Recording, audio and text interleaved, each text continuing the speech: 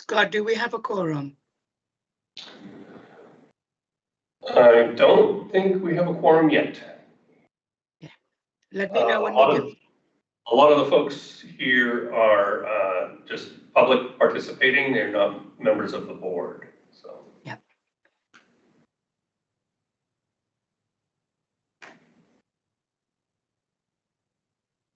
Because the only thing that we need to vote on are the minutes. So if push come to shove, we can vote for the minutes via, if we don't have a quorum, we'll vote for the minutes via email. But it's only 1:01, so let's give people another minute or two. Yeah.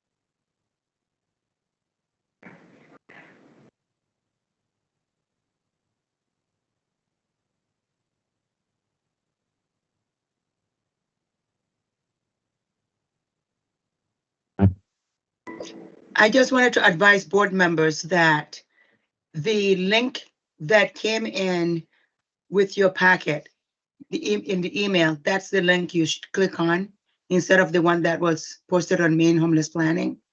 The link that came with your board packet is what you would need to click on. Thank you.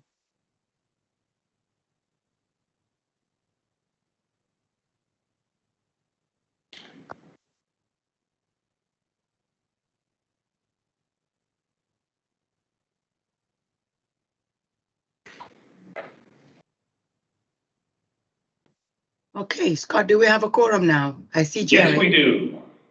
Thank you. Welcome everyone to the MCOC board meeting for the month of April. Members can go ahead and please type their names in the chat box for attendance purposes. And thank you for introductions. And we will take this time to observe a moment of silence for those who have passed.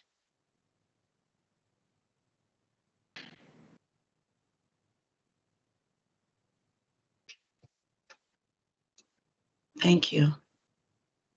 So we move on to the approval of the minutes. Does anyone have changes or addendums for the meeting, for the minutes that were shared in your board packet? Okay, hearing none, would somebody like to move to approve the minutes? Hey, Alva, this is Mike Merrill. I'll move. Mike, you are going in and out. I said I'll move. Sorry. Thank you. You're Anyone welcome. wants a second? I'll second. Thanks, Donna. Any abstentions? Anyone opposed? Any discussion? The minutes pass, and thanks everyone. So Dean, HUD funding renewal contract updates, is it you or Scott? I'm going to just sort of start things off, and then Scott is going to provide some details what we know at this point in time. Obviously, we continue to monitor what is happening as it relates to HUD and our contracts, and we wanted to provide an update of what we know and who's been contacted and where things stand. So I'm going to go ahead and turn that over to Scott. Well, this will be very brief because we have not heard anything new since the last full COC meeting. We know that initial grant agreements were sent out and then almost immediately revoked.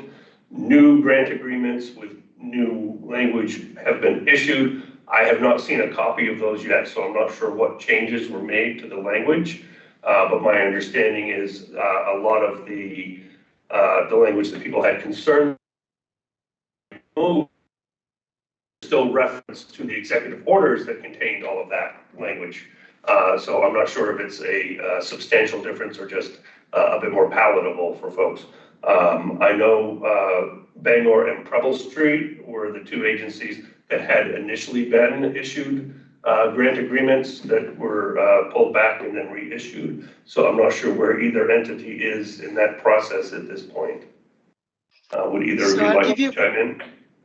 Yeah, I'll give you feedback on that. So we're back to so if you remember, the grant agreement that was rescinded is back on the table with an addendum to that grant agreement. So we received notification from HUD that the initial agreement that was rescinded, I'm sorry, is back in play, and that is what is formal. And then so I will send you the addendum, Scott, so that you would see what it is. And I think everything is there except the way I look at it, the original grant agreement says that the entity, meaning, for example, City of Bangor, cannot do anything about DEI, you cannot do anything about this and that. But now it is saying you cannot use grant funds for those type of activities. So I will send you the document itself so that you and Stephanie can put that in the minutes to make sure that the correct language is in there. But we're back to the original one, and the good news is no money has been reduced, which is quite a relief. We got exactly how much we were funded during the grant awards. And we're waiting for our big project, which starts August 1st. But again, HUD tends to start with the grants that have expired because most of those grantees are paying out of pocket while they wait for HUD agreement. So that's where we are, unless somebody from Preble has something different. Thank you all. No, we have I think 2 grant agreements for 2 of our grants that have expired. We're in the process of reviewing them. I do have like a quick summary of some of the added language that I could share if that's helpful. Hold on one second here. Let me just get to the right screen. So yeah, one of the pieces that was added is around not using grant funds to promote gender identity as defined in an executive order 14168. There's a new clause just saying that you agree to be in compliance with all aspects of federal anti-discrimination laws. Then there's a clause that says you certify that it does not, and by it I think means the agency does not operate any programs promoting diversity, equity, and inclusion that violate any applicable federal anti-discrimination laws. 4 is shall not use any grant funds to promote elective abortion as required by Executive Order 14182. The next new clause is notwithstanding anything in the NOFO application, this grant shall not be governed by executive orders revoked by Executive Order 14154. That is the executive order about unleashing American energy. There's also some language in there that HUD will not enforce provisions of the grant agreement to the extent that they require the project to use a housing first program model. There's a section about faith-based organizations may be recipients or sub-recipients for funds under this agreement on the same basis as other organizations. Recipients may not, in the selection of sub-recipients, discriminate against an organization based on the organization's religious character, affiliation, or exercise.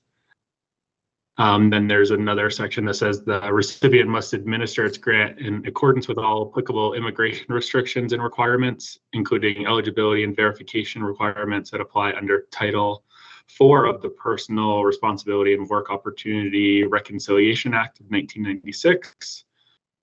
And no state or unit of general local government that receives funding under this grant may use that funding in a manner that by design or effect facilitates the the promotion of illegal immigration or obey so-called sanctuary policies that shield illegal aliens from deportation.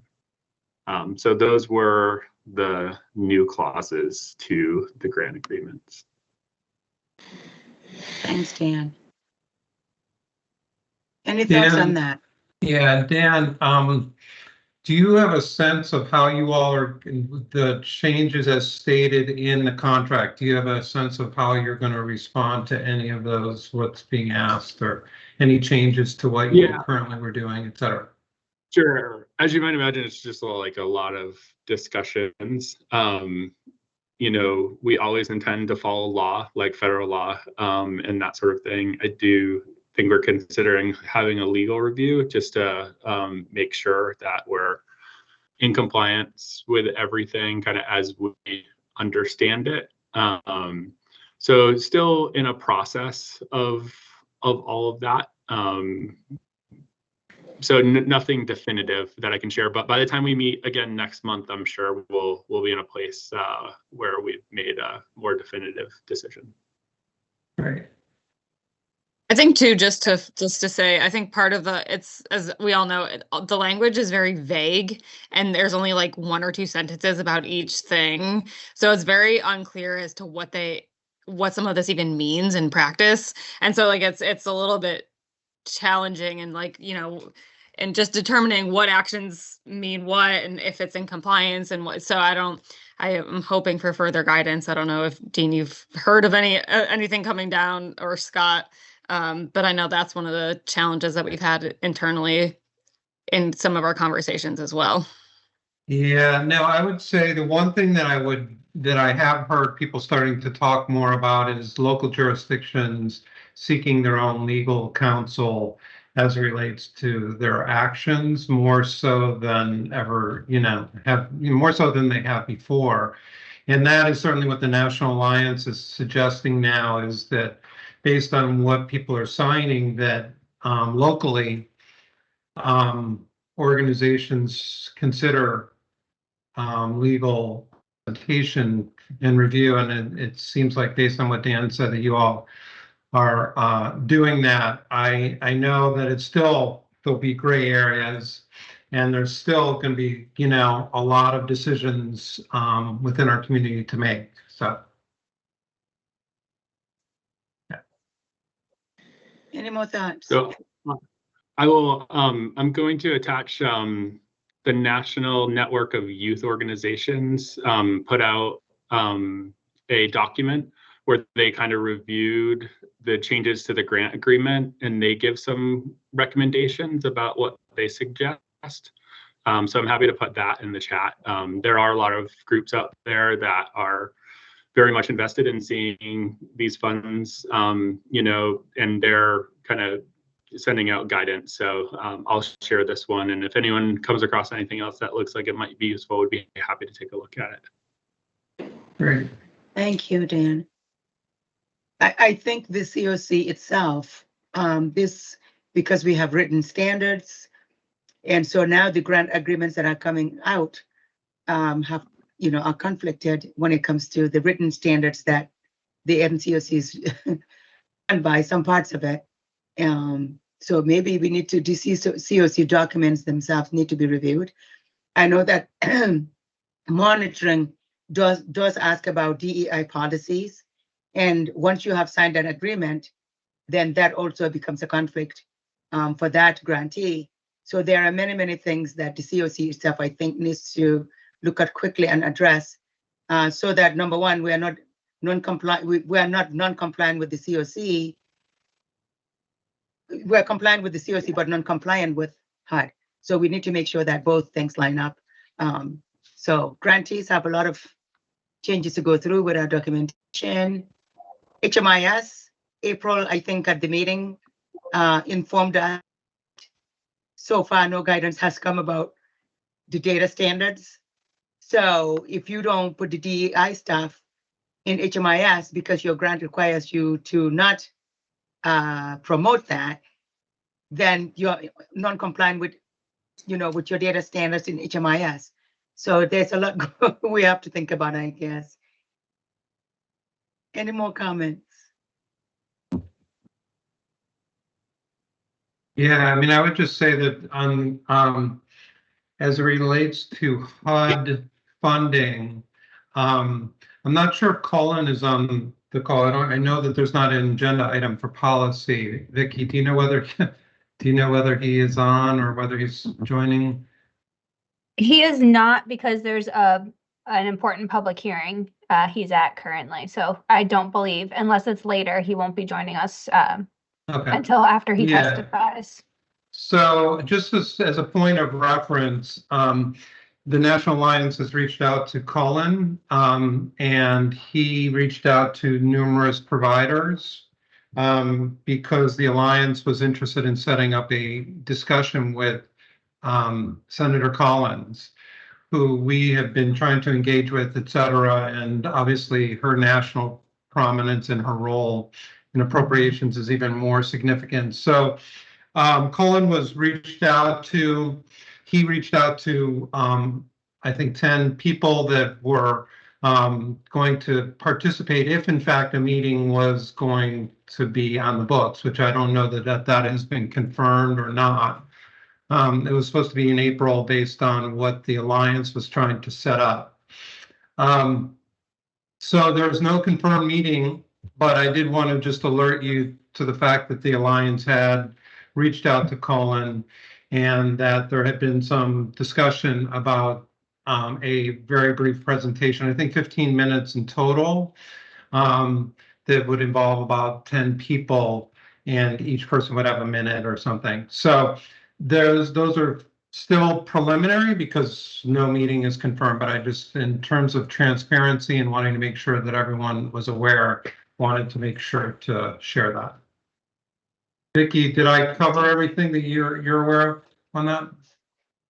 You did, and I'll say that anyone who's been involved with the Alliance, I think, could tell you that sometimes they get really overzealous and they'll start a thing and then realize we're not the ideal people to be doing this. And so that's what happened when they started the preliminary talks with Senator Collins' staffers, her scheduler specifically, and then realized that they're not the ideal person to do this. So then that's when they looped Colin in. So the Alliance had already set up the ideal week, which would be the week of April 14th. And they had already set up they were the ones that asked for 15 minutes. They were the ones that gave the approximate number of people who would be there. So it became a super scramble. So, and then we haven't heard a thing, but I know Colin has been in contact with Tess Holler, who's the scheduler. So hopefully we will hear something soon. But the major discussion point is going to be FY26 funding, specifically homeless assistance grants and Section 8 and the dramatic effects of the housing choice voucher freeze, among other policy initiatives that we generally cover in meetings with the delegation: youth, veterans, people fleeing domestic violence, etc. Okay, great.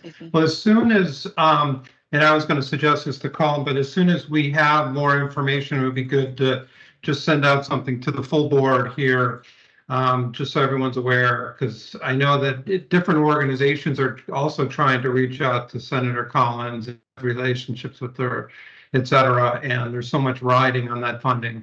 So we should definitely make sure that everyone is aware with that. And yeah, so that, and then I was just going to give, some updates on some of the many other things that are going on. Our governance work is continuing to progress. We had over 50 applicants for participation on the new board of directors, which is I'm very, sorry, very. I'm sorry, Dean. We Yeah. skipped the contingency planning update. If you don't mind getting back to that so that we stay on the agenda. Oh, sure. Please. That's all right. Thank you for keeping me on track there. That's all right. So if you can go ahead with the contingency planning. Yes, thank you. The contingency planning really has been driven by the realities of what we just talked about in terms of the uncertainty with HUD funding, and the need for our continuum to be in a stronger place than we are in being able to respond to any reductions within our COC. And so without knowing what the reductions are, we have started the process of really being more prepared and being in communication and having had discussions and having a better sense from COC organizations where priorities are, how we could make decisions based on what HUD says. So I convened the executive directors of the COC grantees in our first discussion. And this is a new process for the COC in terms of engaging in this type of discussion. It was a starting point, and there will be at least 2 additional meetings with executive directors to continue that discussion. We've sought information from the COC grantees, really trying to build a foundation for us moving forward, regardless of whether it's now, 6 months, a year from now. We need to be in a stronger place as it relates to our contingency planning. Madam Chairman, I think that's all I had to say about contingency planning, unless anyone had any comments or questions. Yes. Does anyone have comments or questions? Okay, thanks, Dean. So we can move on to new board member nominations update. Thank you. As I mentioned a few minutes ago, we have started to move forward with a lot of governance changes, and we are excited about the fact that we had so much interest for the COC board moving forward. We did receive 50 candidates. Our nominating committee has had 4 meetings to date. They were very robust and engaged discussions. We're in the final stages of those decisions, and we will be notifying people by the middle of April surrounding those decisions. The plan is now moving forward, and I wanted to engage this board as we look at the new board starting to form and to start, that we would have this meeting and then we would have our May 1st, and that would be the last meeting of this board. At that point in time, I'm recommending that this board have an opportunity to meet the new board, and that there be time for that interaction, and for that being a starting point for orientation and training and engagement. So I have identified a date, May 28th, as a date that I was hoping in the afternoon this board could engage with the new board. Knowing that May 1st, we have a board meeting on the date on the calendar now, we would keep that meeting as our last one again for this board. And then on May 28th would be the formal transition by the meeting of both boards and having discussion. We can talk about what that might look like, etc. And then the new board would start to move forward and would want to engage you all and figure out how to best ensure that members of this board remain involved and that continues onward. So that's the timeline, because the decisions are imminent for the new board selection, that we'd be looking at the end of May as the transition, and then during the summer, the new board would begin. And so I just wanted to sort of see people, whether anyone had any questions on that. And again, the notifications for who would be on that new board will be coming out in the middle of April. Thanks, Dean. Any comments? Any comments or questions for Dean? We're looking at the new board member nominations and transition to new board. Jerry. I know it's May 28th. How set in stone do you want that to be, given that is kind of, well, the extended Memorial, the Memorial Day weekend? That's that extended Oh, weekend. that's true. And it could be, And a lot of people are on vacation. yeah. Well, that's why we chose to do it after that, in the middle of the week, and so it would not, we didn't want to wait till June. We didn't feel like we would give enough time before then. That's how we sort of came about that. I appreciate your comment. We were sort of really trying to find the right time. Yeah. Unless we push it into June, and then, it would alter a lot of different things, so. Yeah.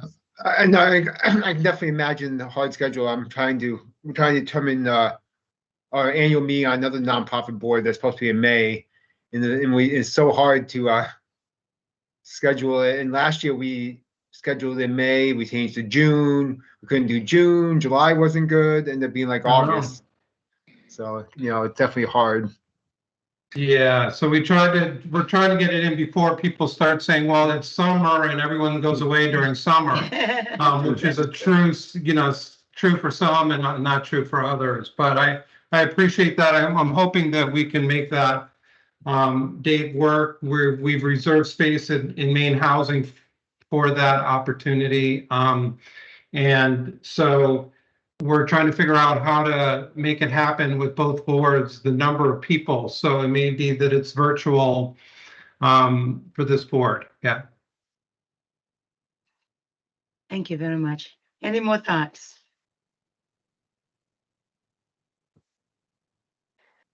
Okay, so Dean, committee restructure update. So we have been moving forward with the committee restructuring process. I'm excited to say that we're in the final stages of that. We did reach out to the chairs of each of the committees, got information, reviewed that information. Then we had an initial meeting with the chairs of the committees, and then came back and met with them this week on the actual restructure of the committees. And so I was hoping at our next meeting to spend some time in laying that out, talking about that transition, talking about what that looks like. We're going to be putting out official notification on chairs of the committees in the near future as well. And so we felt like it would be better timing after all the decisions were made to sort of be able to make a more full presentation at the next meeting. But we are still driving to 7 committees, and we're excited about how things are going to line up. And it's a starting point. I just really want to stress. We're going to figure it out as we move forward. So we'll plan on making that presentation, Kelly and I, at the next meeting. We're looking forward to that work ahead. Any questions or comments for Dean?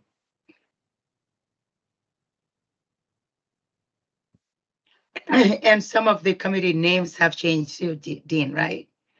Yeah, some of the names will be changing, and we're really, one of the really key factors that we're trying to drive to for our committee work is to have system-wide outcomes, and that to give purpose to the committees that we're operating, so that in fact we understand why we're having the committee, but also that we're driving to those specific outcomes each year for each committee. And then the work plans and the structured discussions and all that goes into the committee work throughout the year would drive to those outcomes versus mixing those and not really having as much clarity. So we've done that, and we're going to be sort of outlining that as road marks, as pillars for each of the committees to really drive to and allow us to more clearly recruit people and ask people to lead when we know what those outcomes really are. Thank you. So, and some exciting news about the Maine Homeless Planning website. Is it Tara or Scott? That will be Tara. It everyone. Wow, I was just looking to see where we were on the agenda, and we're flying. So yeah, This is fine. I was thinking the same thing. I'm like 131. Yeah, okay. Yeah, so I wanted to share with you all that the Maine Homeless Planning website did go live. It's been launched. And so far things look good. We're just doing we're doing some in-house testing. And when you guys go to the www.mainehomelessplanning.com, or .org, what is it? Org, you will see the new website. And this is a plug and a reminder for everyone to subscribe. We did make the decision that with over 3,000 subscribers that it would be best to start fresh. So we'll be asking folks to subscribe. So pass the word. Because the subscription is gone when we post this now, it's not going to go to anyone who isn't subscribed, but we'll just keep talking about it and keep spreading the word to make sure that everyone who wants to have access and get the updates, they will be able to do that. I'm happy to share my screen. I mean, you can all go to it, but I'm happy to share my screen and show you around and give you guys. I know I did some screenshots at the COC meeting, but I'm happy to look at the site live with you all if you wanted to do that for a minute or two. Absolutely. Go ahead. Okay. All right. I think I have permissions to share, and I think I have the right screen. Okay. It appears on my end that I am sharing. Yes. Are you able to see the website? Perfect. All right. Yeah. So here is the landing page when you go to the mainehomelessplanning.org website, and you'll see here that we updated some of the pictures that we talked about. There's links that will take us to different pages of the website.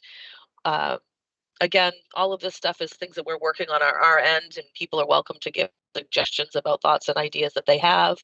But we have the direct link to the Continuum of Care, the Statewide Homeless Council, information about coordinated entry, and the homeless service hubs.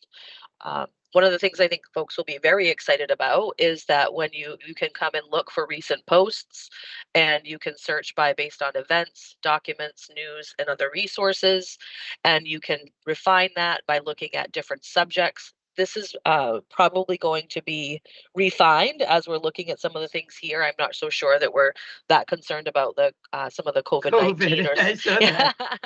So our developers brought over a lot of the tags that we initially had.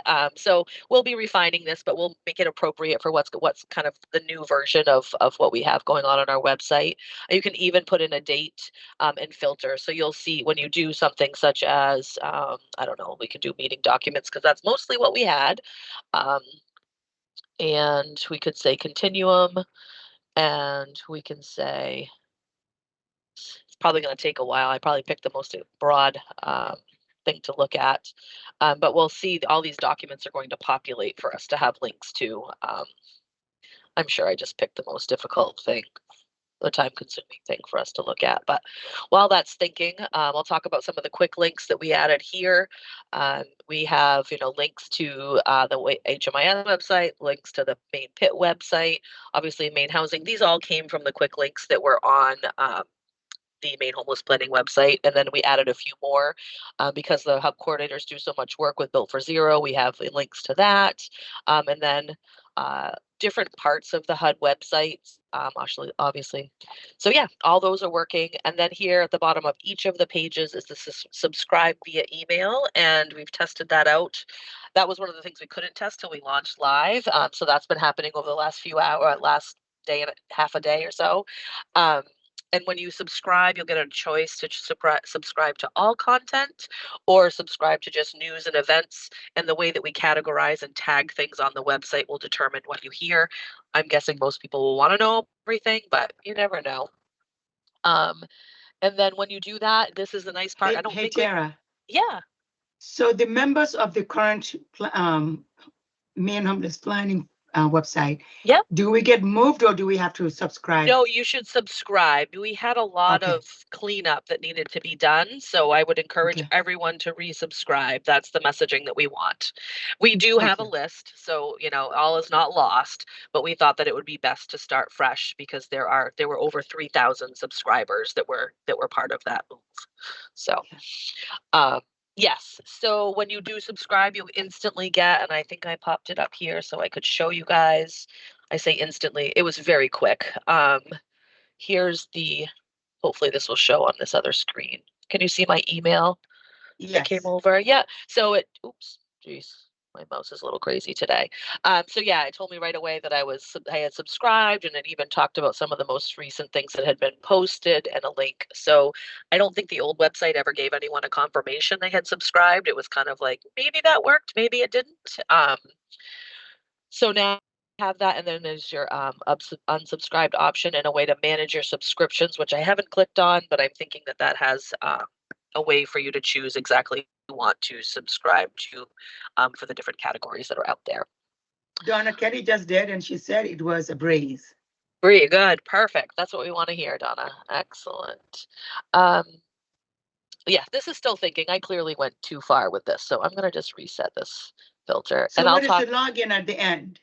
That's for me as a person that can go in and update content or pretend that I could update content when I learn how to do that. Right now, Stephanie has been our lead on most of this content. Besides the developers, she's been doing a great job trying to work on things. Yes, so we are. That the login piece, you guys won't see that from your perspectives. That'll be a little bit different. So here was about the site, and again, we talk about the continuum of care, the statewide homeless council, some information about some of the regional homeless councils.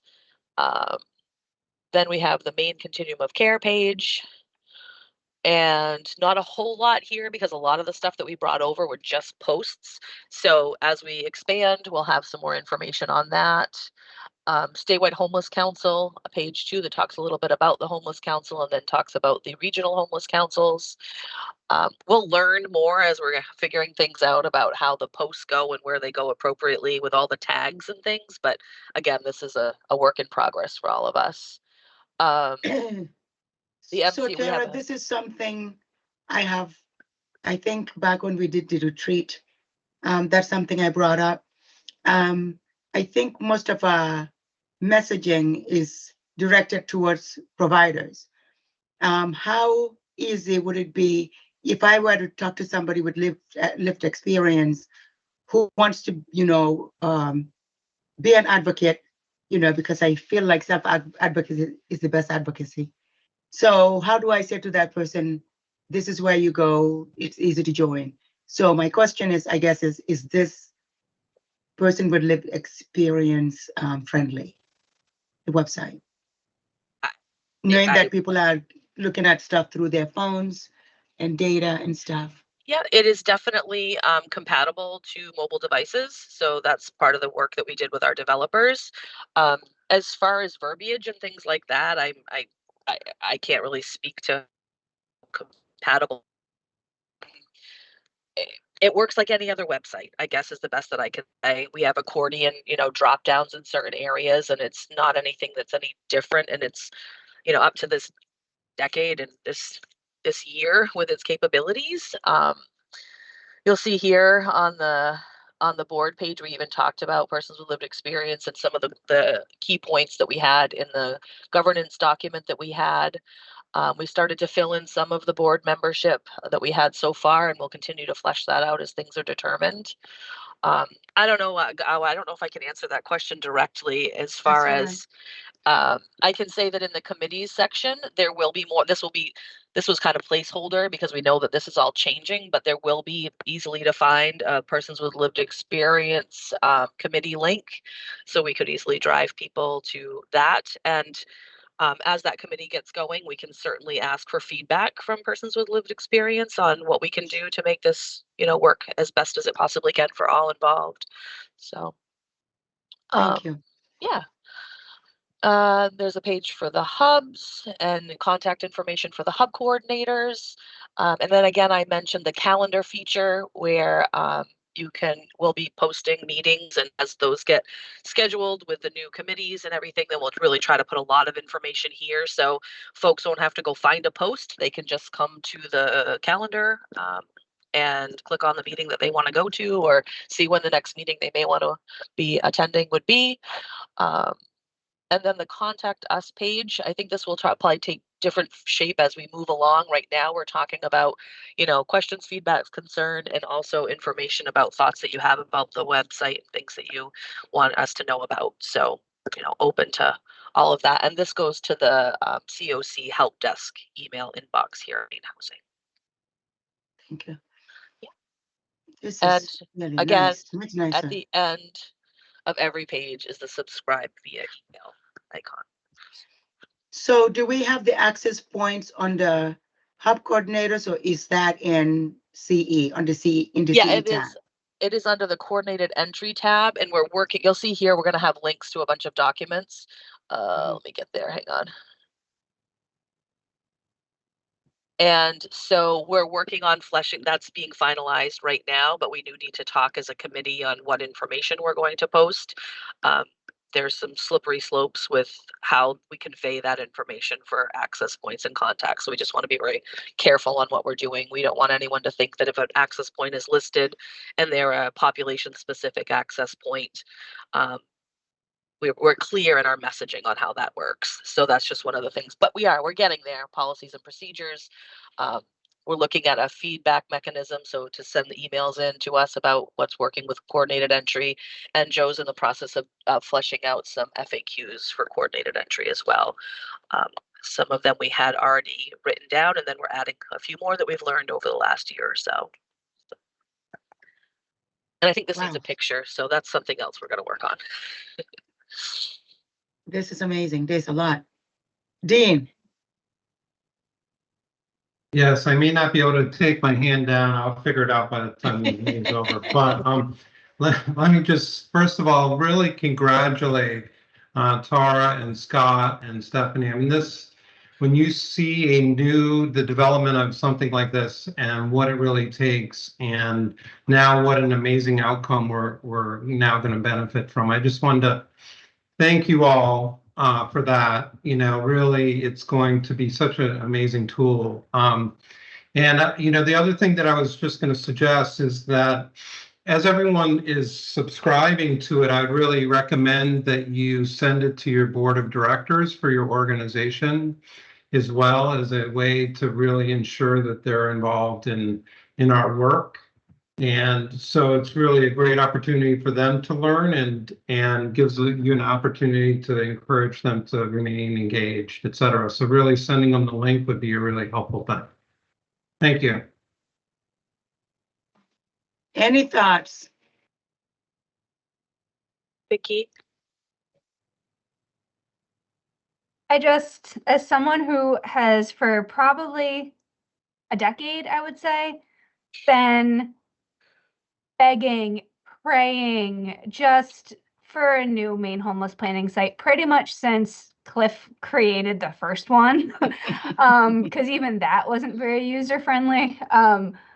This is phenomenal, and really is. I mean, there's with so much uncertainty and, I wouldn't say negativity, but there's a lot of uncertainty, which is hard for all of us to deal with. It's really nice to have like a really bright spot, like something we've been working towards for so long, finally come to fruition, even though it's just a website, right? But it helps with dissemination of information and communication, and it's, the primary way in which people interact with all of these things that aren't part of it. So, just huge congratulations to everybody at Maine Housing who works so closely with the developers. I know that I was part of the design group. We met a couple times, but that was nothing compared to all of the behind the scenes work that went in to make this happen. And also for, putting the planning grant dollars into getting this done. And I think it was a really good investment for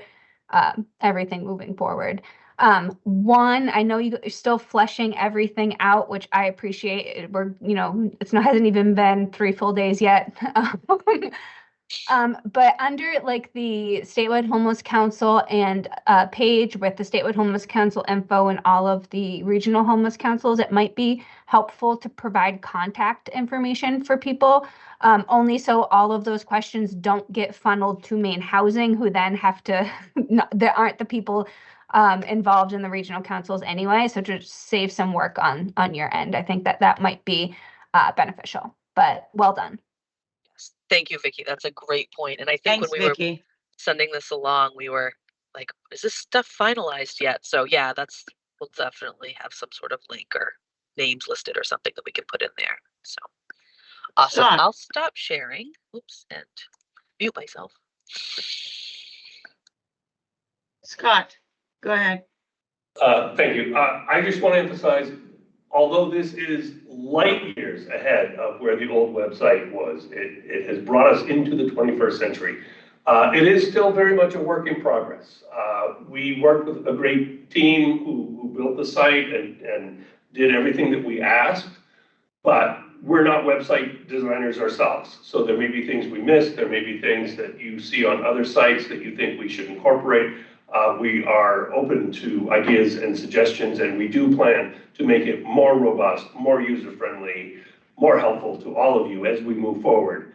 But take some time, check it out, see what it can and can't do, and provide that kind of feedback to us so that we can continue to improve it and make it more useful. We want this to be the first place people go for information about homelessness in the state of Maine.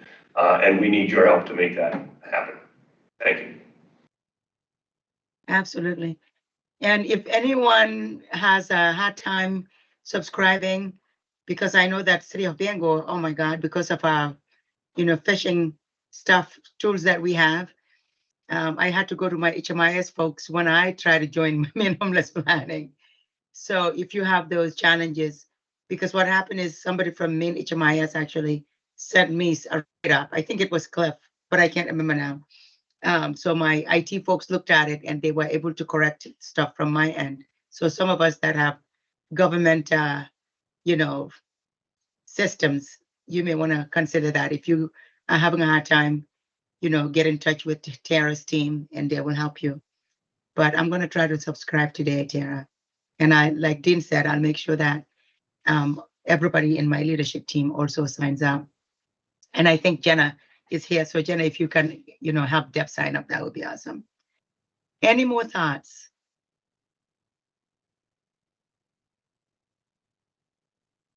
Okay. Thank you very much, Maine Housing. Like Scott said, we're now in the 21st century. The DEI discussion, Dean, I'll let you lead that if you don't mind. Yes, thank you. As I continue to have meetings, and pretty much every meeting now that I'm involved, I really am trying to bring up DEI as a point of discussion.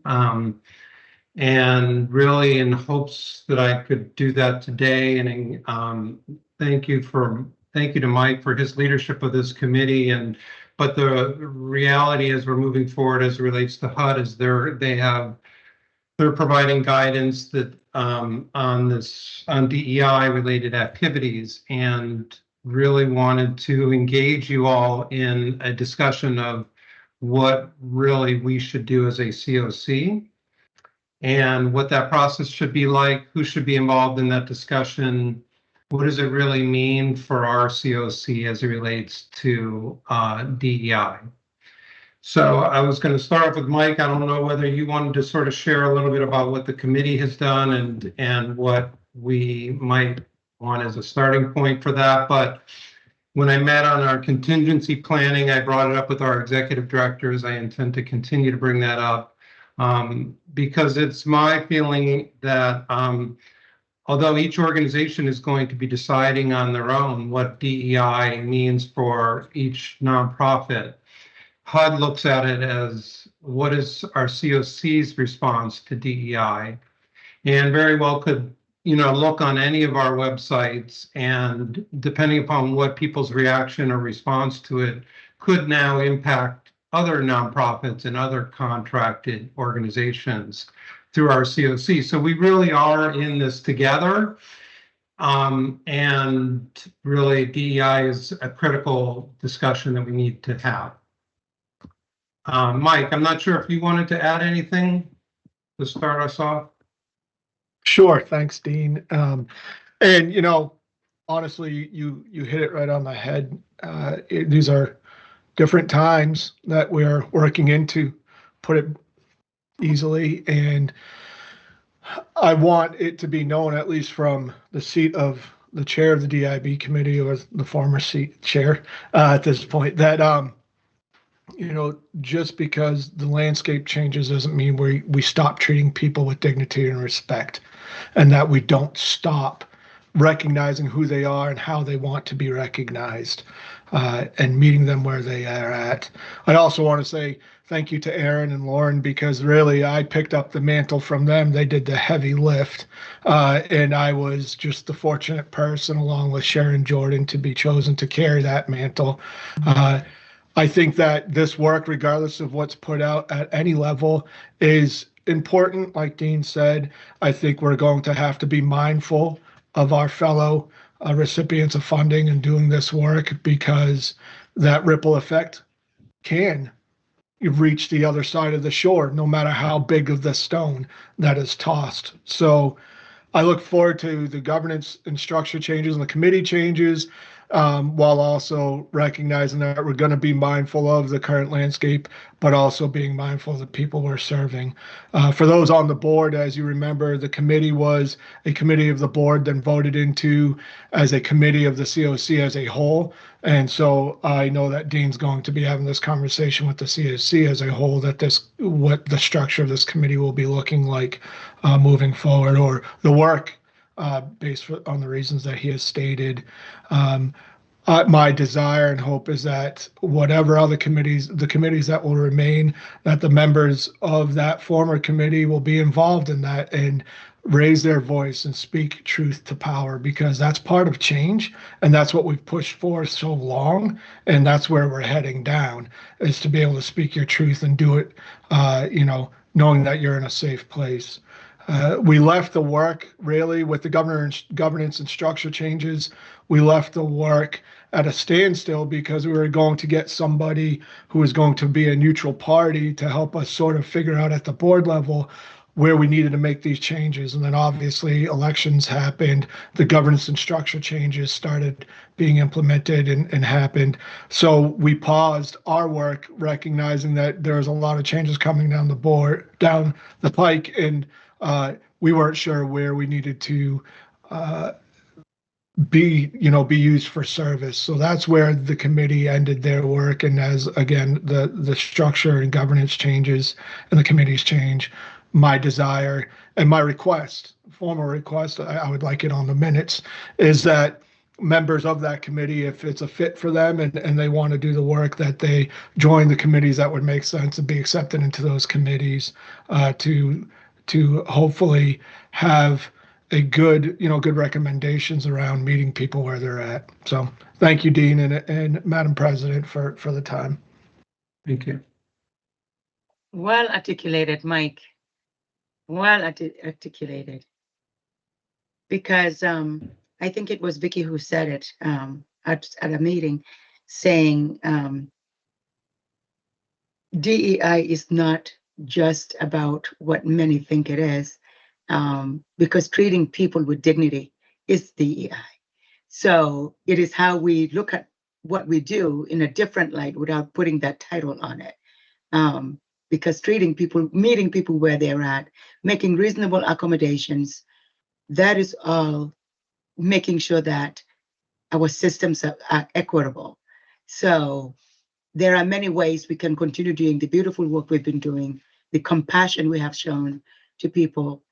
Like Mike said, nobody can tell anybody who to be, or nobody can change who anybody wants to be. But as long as we're receiving hard funding, we have been directed by the ones that give us that money to do it their way. So we will do their work the way they want it, but that doesn't mean that treating people with dignity stops there. Thank you. Oh, Vicky, go ahead. Yeah, I would be remiss not to just, I understand from the federal perspective, and everybody has to protect their funding, it's for many of these programs, but for this funding, they would not exist. We would not have these vital resources, and it's not just paranoia when they're really out to get you. Like, the feds really are looking at all of this stuff. And so I completely understand why we are going in this direction as a continuum. I just want to personally say from all of the work that this COC has done on this, it's very sad to me that this work is coming to an end. I know that, in spirit and in value, it may continue and it will you will see threads of it through other work that we're doing, but this was one of the major accomplishments our continuum had in a time when were hard pressed to make change and forward movement. This was one area where we actually really did succeed, and we're continuously working to be better about all of this. And, looking at as was mentioned earlier, there's questions about DEI in the monitoring process now and the scoring processes so it is just personally sad that we made so much progress, and we had a lot more we had a lot more to do, mind you, but I'm glad we did what we did, but I'm sad that officially the work is coming to an end, because we did good. It's very few areas where we as a continuum could check a box and be like, we're actually doing well in this area. And so it's sad. Thank you very much, Vicki.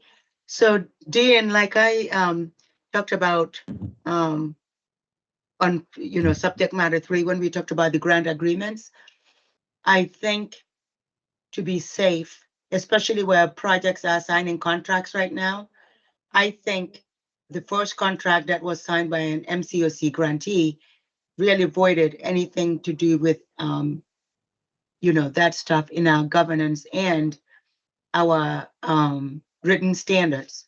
So those are 2 documents that are really urgent for us to change to be compliant. And if it means convening in an emergency, convening the group that did the governance work for you, Dean, maybe that is something you would need to do immediately. And also with the written standards, I know that Vicki, myself, Scott, and Aaron worked on that document and then presented it we had community meetings. So that is another thing that we need to do immediately. I have some hands up, and Gerald, you're first. So I have a little trouble with my internet connection, so I lost some of the discussion here. I know partly had to do with the DEI. I just want, and so I'm not sure, my little understanding of the executive order, you talk about illegal DEI, so I think there's still some options out there for some versions of, for it. But also I remember this, we had a report, I don't know if it was done at the board, just the COC in general, but basically the document handed out was after that, talked about white male dominance and how male culture was could be read as saying stealing other cultures. I remember being at one of these meetings and pretty upset about that. So I think we can't be completely rose-colored glasses about what DEI has always meant. There are some negative side of DEI. I think people in this group, I can't remember if it was the board or the COC, but they report in this, kind of a training last year that basically said, and I took it as, maybe individual can take it as they want, but basically I took it as just trashing white males, not trying to be inclusive, but exclusive, and trying, and talk about cultures all being equal, but described the culture as being like stealing other people's ideas and stuff and not listening. So I just want to make sure that, that I think diversity, equity, inclusion is good. And I think we saw the opportunity to do it. Hopefully we still can. I'm hoping that, when they say illegal, they mean that narrowly, and let's hope. But just also remember there are some bad sides of it as well. And I think this, we were involved with it as well. So. Thank you, Jerry. Mike Shaughnessy. So it has already been mentioned that there is a line in the new monitoring tool that asks for diversity and inclusion policies. I think it is the consensus that it's prudent to remove that. But I think, and that's something that'll be brought up at the next committee meeting. I'd like to ask if the board could make that suggestion that be removed, so we have further consensus on that. I would say that we actually formalize it so that HUD knows we've done it. So maybe if you can share, and this is my suggestion, people may think otherwise, to share that part of the monitoring policy with the board and have an emergency vote via email on it. I think that so that we can kind of make it known that we have immediately done that before we started monitoring, because your Mike, if nobody knows, Mike is doing the testing.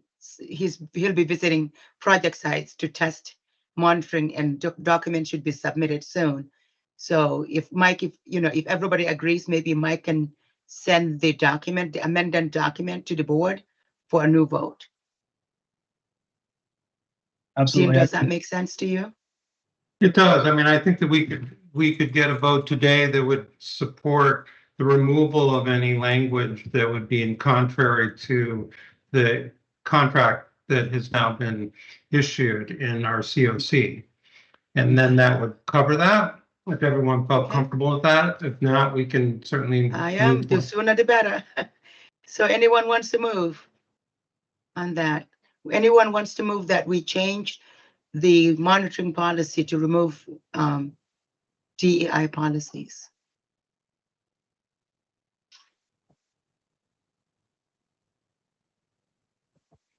Anyone want to make a suggestion, a motion?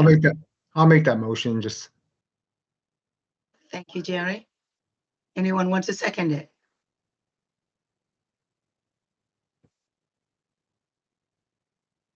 Okay. Anyone wants to second it? Somebody has to second it. Is there opposition to this happening?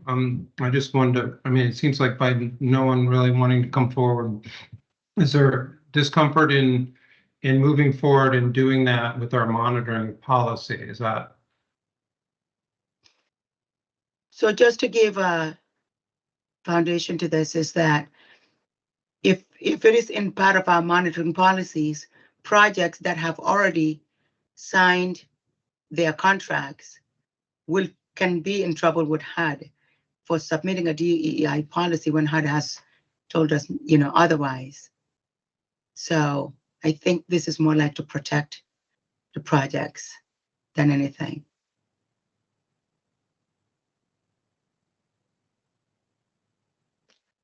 I think maybe we should go back to your suggestion then, and that we send it out to people. Do it via email. I think that would give people an opportunity to see it. Yeah. Okay. Yeah. Thank you.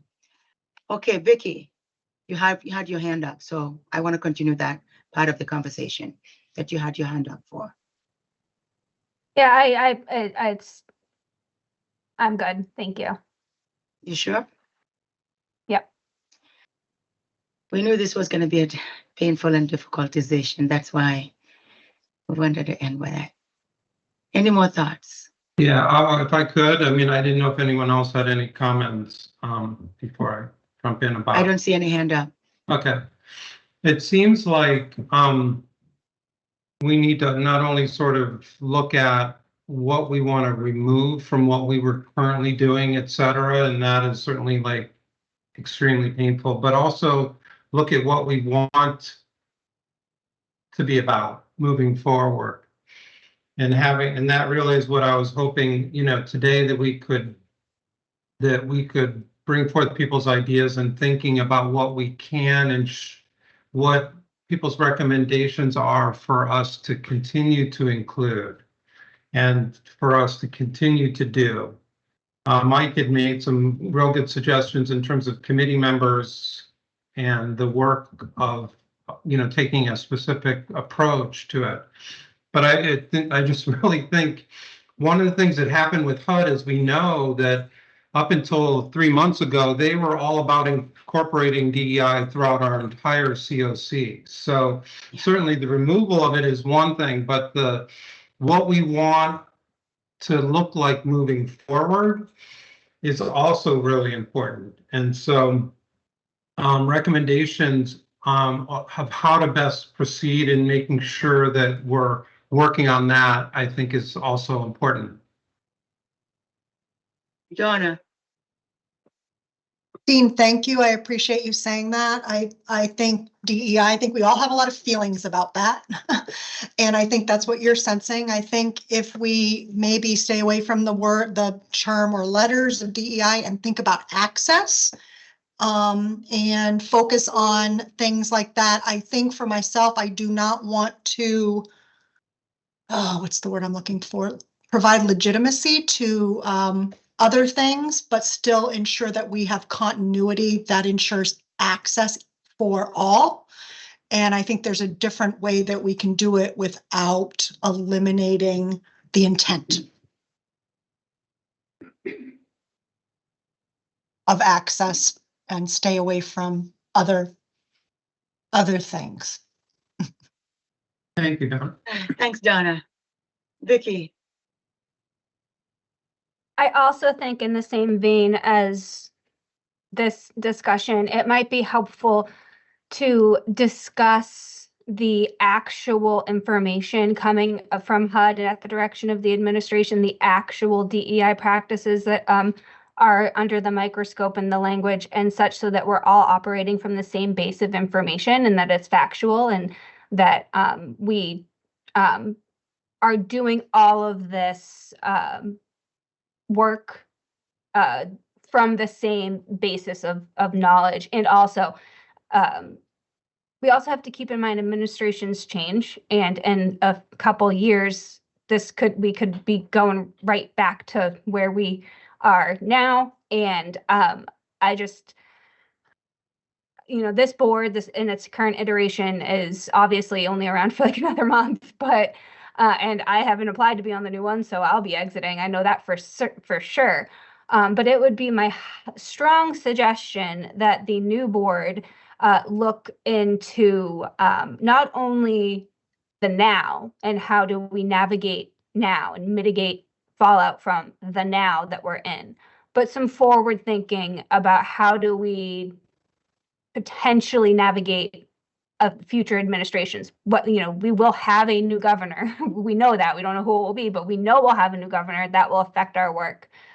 We know there will be, hopefully, I won't say hopefully, but unless the Constitution is changed, we will have a new administration in less than 4 years. So I think just pre-planning for all of that too would probably be advantageous. But I think starting from the same base level information of what is HUD actually directing, what are the expectations now, and there are lawsuits in process currently, and so where do those lawsuits stand? What changes based on that outcome? What is currently happening versus what people might think is currently happening? Just some food for thought. That's a lot all at once, but just some food for thought.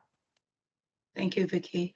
Erin, Yeah, I was just gonna say something similar. And just thinking, and I think part of what's hard for me about this conversation is like, how to broadly kind of make these decisions without understanding what they actually mean in practice, particularly for the people that we're serving. Like we have to be rooted in decision making, understanding that it affects the people that we're serving, and it's rough for us right now. So I can't imagine what it's gonna be like, for the folks that we're serving as services may be disrupted or changed or whatever that looks like.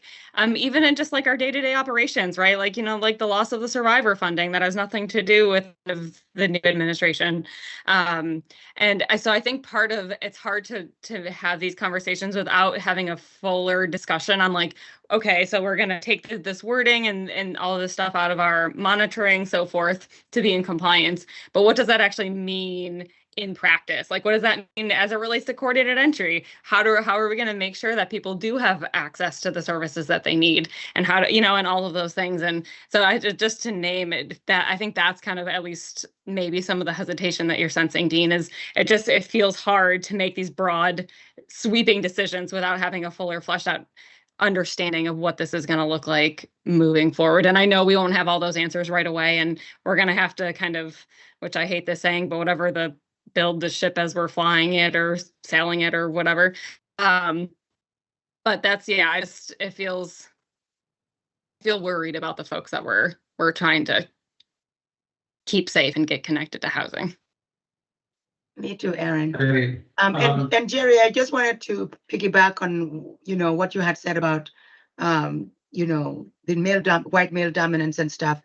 If my memory is correct, and I think Aaron also attended that training, Joe Locke had done a presentation based on what was, you know, the talking points that came out of that training that they went to. And so they shared slides from that. Right, Aaron? Or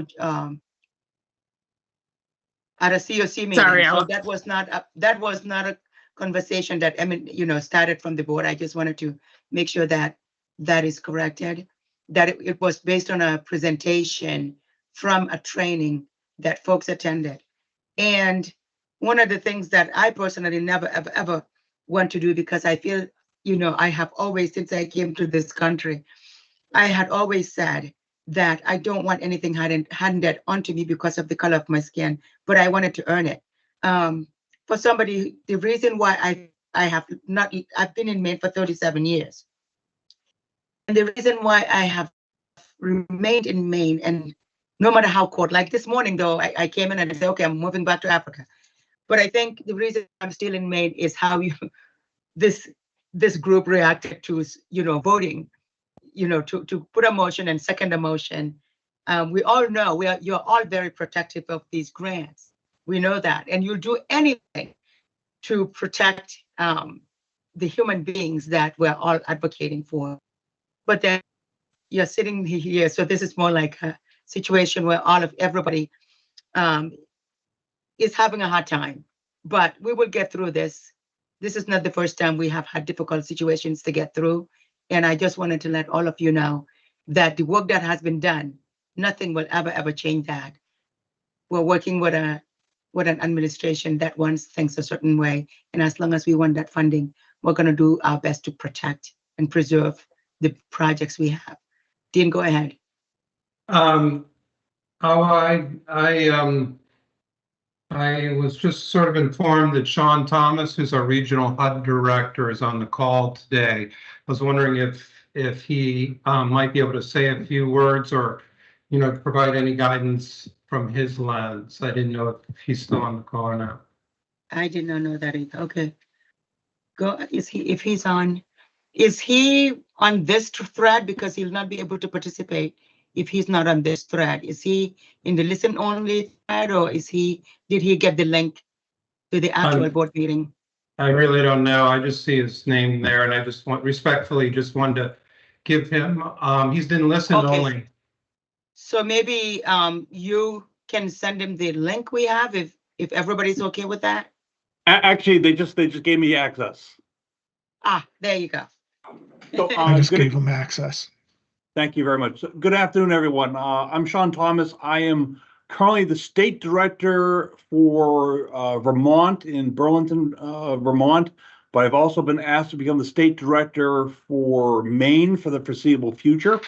As I think you may be aware, Jennifer Boardman departed HUD back about 4 weeks ago when she took the deferred resignation plan for that was offered to federal employees. I will. This is the second COC meeting of the day. I met earlier today with Chittenden County COC. So at the end of the day, I'll say I'm all COC'd out for at least another day or so. Besides introducing myself, I will just say that I'm committed to working with this COC, with your individual agencies on the issues and concerns you have.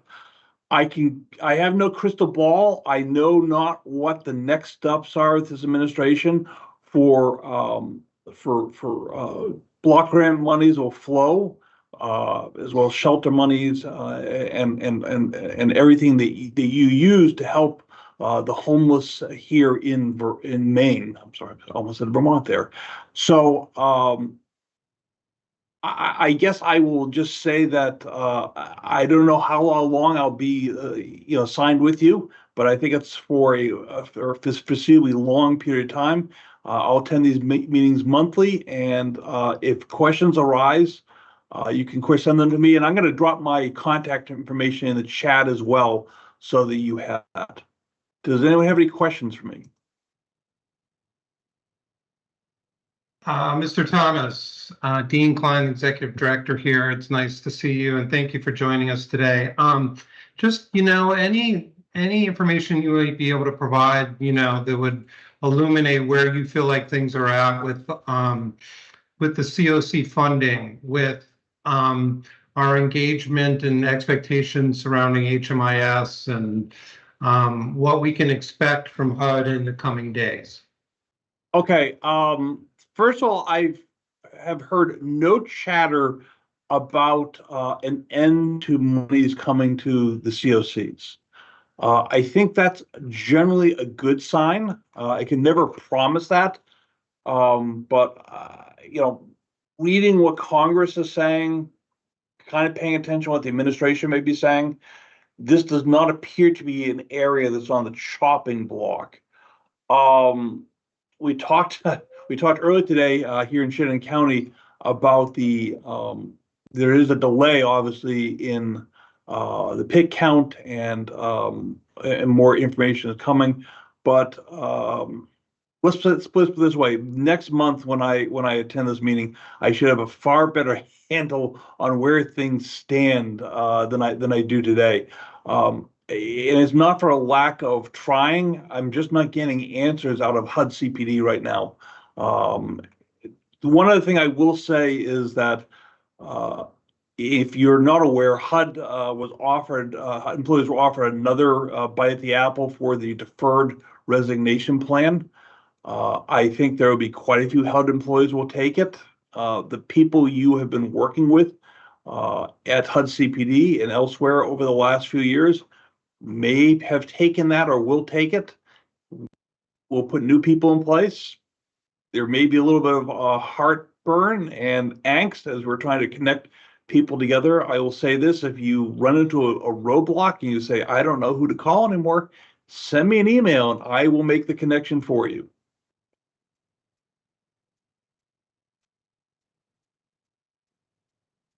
Great. Thank you for your candor, and I know that things are evolving, moving forward. What's your sense in terms of planning, what you're hearing from other communities around DEI, and how they're adjusting to such a dramatic change in approach, and especially because, as I mentioned earlier, HUD had been encouraging for many, many, many years DEI practice. So I was just curious what you could say about that. Of course, DEI was scrubbed out of HUD back in January.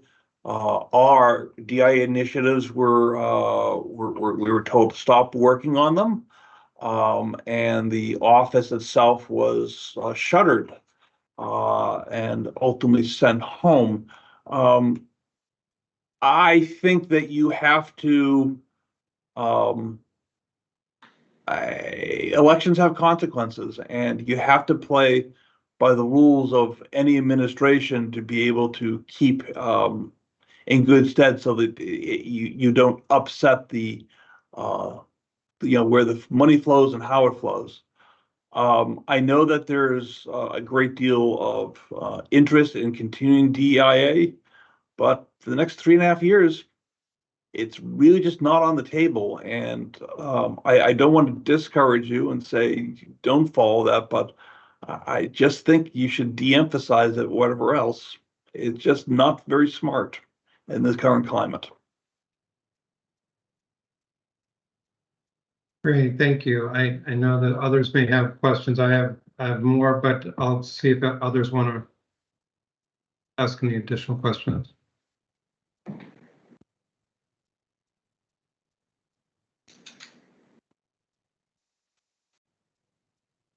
While folks are thinking, we've had some changes to the HMIS system for data standards, et cetera, that there is some significant conflicts between the way that we've done it before and in the future. Is there any recognition of that, and what are you hearing about how communities should rectify those kinds of changes? Okay, I became aware of this issue only today. So I still have a call into CPD to kind of get a sense of from them on next steps and how we resolve this. I think CPD is aware of this is an issue across the country, and I think you're going to see some further explanations coming forward. It was unfortunate they did this at this time and place, because obviously we've got other concerns to worry about. But I really have no information on that today. Okay. Like I said, next month I will come armed to the teeth with all the answers to your questions. Great, thank you. We'll put you on the agenda. Dean, one of the answers I would like Sean to bring back to the COC is to let us know the grantees that have APRs due in Sage.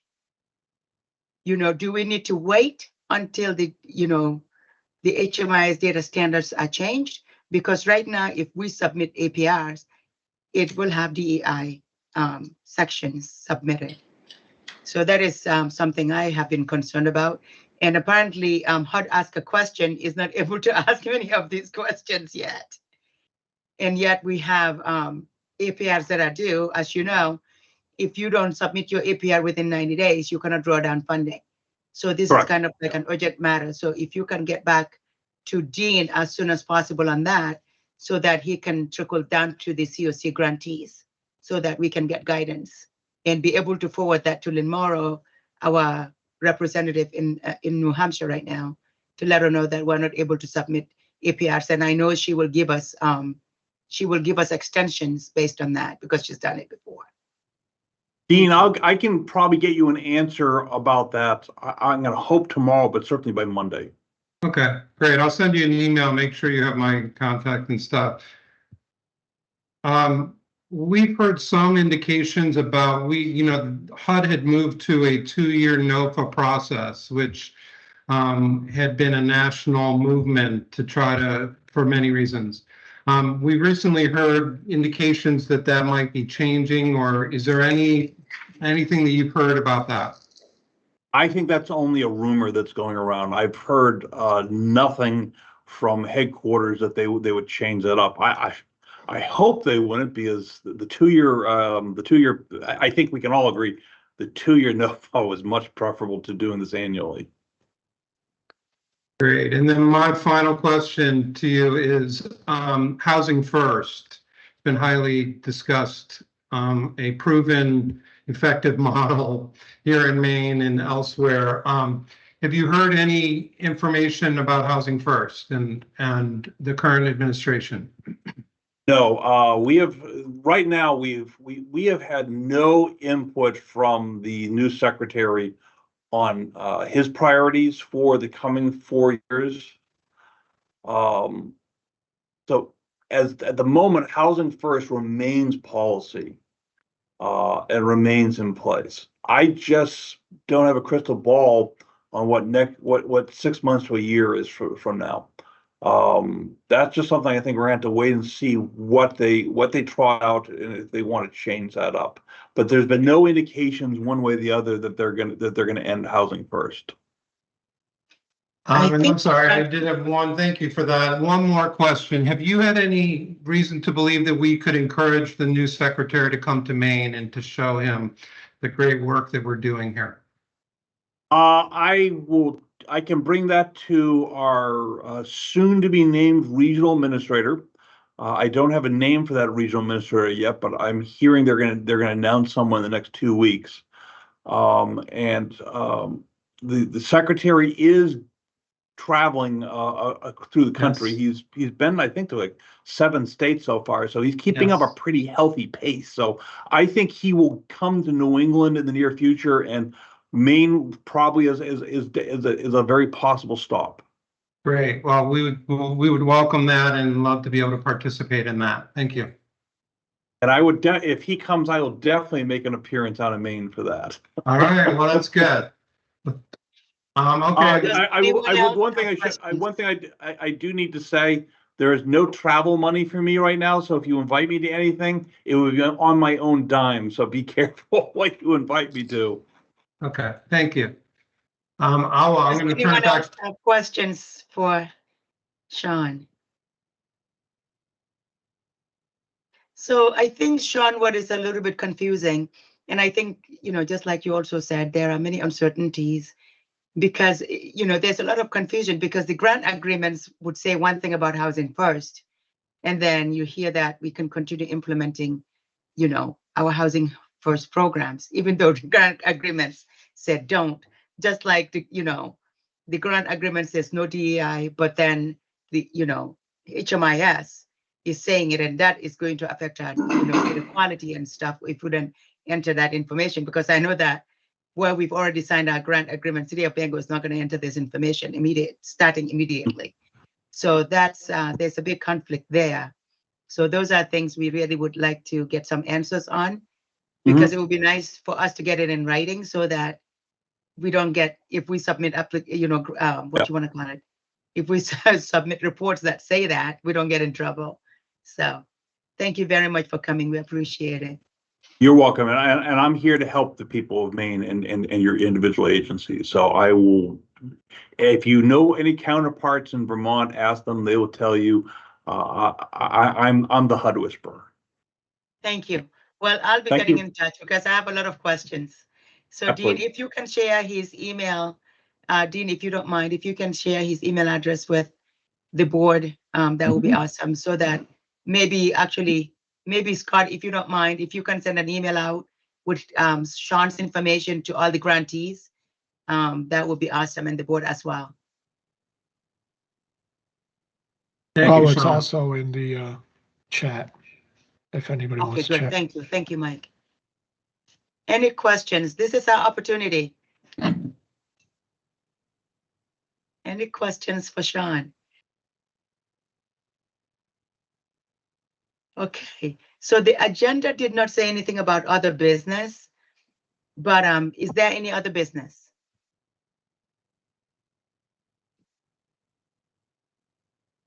Dean, do you have any thoughts to share? No, I appreciate everyone's participation today. It was certainly an interesting discussion. I'm looking forward to our May 1st meeting, and be looking for more communication. Will be coming out soon. Thank you, everybody, and we'll give you back 30 minutes of your time. Thank you. Thank you, everyone. Bye.